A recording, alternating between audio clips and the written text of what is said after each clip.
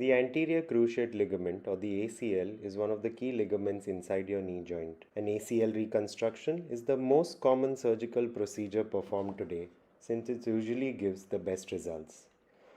The ACL connects your thigh bone, the femur, to your shin bone, the tibia, and prevents the tibia from sliding too far forward under the femur, giving stability to the knee. Spots in which the foot is planted, the knee is bent, and change in direction is emphasized are commonly associated with ACL injuries. The same injury mechanisms are seen in two-wheeler accidents as well. Acute ACL injuries lead to immediate onset of pain and swelling, a pop sensation at the first instance in some cases. Eventually, instability or the lack of confidence remains as the primary complaint. An ACL reconstruction is an arthroscopic keyhole procedure that involves the use of a piece of tendon graft from the same or opposite knee called an autograft to replace the torn ACL. A hamstring autograft is one of the strongest grafts used in ACL reconstruction, as this technique is considered better to prevent anterior knee pain and is often indicated in patients who kneel on a regular basis. During the procedure, we will harvest the semitendinosus and or the gracilis hamstring tendon, which runs across the inner side of your thigh, and fold it to create a 3 or 4 stranded tendon graft. The graft is then reinforced with sutures, which is then threaded through a tiny plate which will anchor the graft following placement. An ACL reconstruction is typically a minimally invasive procedure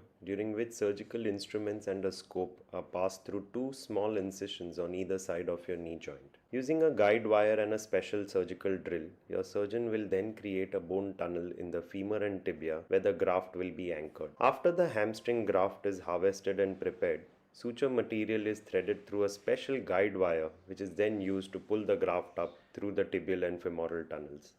The metal plate lies flat on the bone surface, anchoring the femoral end of the graft in place.